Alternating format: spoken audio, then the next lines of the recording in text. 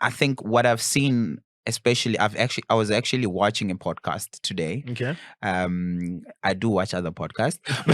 I was watching a podcast today, and this guy was just contrasting the performance fees in South Africa versus performance fees in the UK market. Okay. Right. And the overall message was that in the UK, you can't really charge performance fees to retail investors. So retail investors could be us, individuals, and all of those things. Right. But in South Africa, whether or not the fund is actually beating the benchmark, you find performance fees in there slotted in for some reason. What does that mean? Means that you're getting charged performance fees even though the fund did not perform or beat the benchmark. If you have a benchmark of, say, all share index, and then all share index performs at 7%, and then your fund performs at 6%, for some reason there's still a bit of a performance fees that gets charged. I'm like, how does that work? I know, like, I'm just like, I'm not reading enough into those things. Like, no. I'm coming in with just the assumption to say, this is how I understand performance fees, whereas they define performance fees differently to what it actually does, right? That's not right. So no. Yeah, it's really not. It's really not right. That guy was actually showing the different companies, 91, Coronation, all those different things. Right there. That this is the statement. This is what they're saying the performance fees are.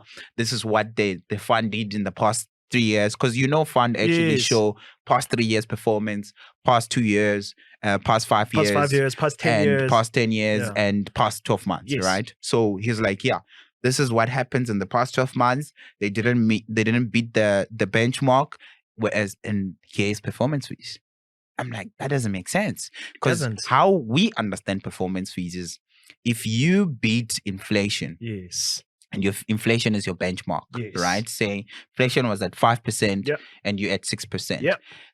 That beat, that 1%. That 1% you can share. One that we're going to share. Exactly. Right? And typically it's like 80-20, right? Yes. I get the 80% of the benefits because I provided the capital. 100%. And then you get the 20% of it for just being a good manager. Yes. And getting me the profits. Yes. However, that's not what we're seeing in the market. Okay, mate. I think this segment is going to go viral. I really, really do. And if a couple of people are going to come after us, I mean, like, explain to us that why are you earning performance fees if you're not performing? Exactly.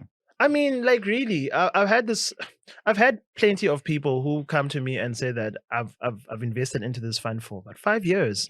And the return hasn't been good. And if you look at it, like, the return was probably good, but it was eaten away by non-existent performance fees and management fees. No, this must change. Like, I think it's very unfortunate. But also, I think, but the fees, right? Don't charge me exorbitant fees. Don't increase your fees if you're not performing. Yeah.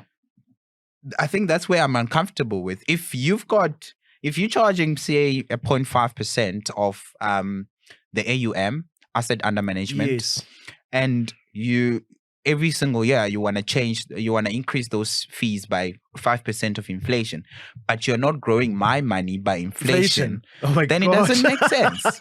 No, then it doesn't make sense. We're being taken to the cleaners. Then exactly, it doesn't make sense. I'm actually funding your lifestyle right now.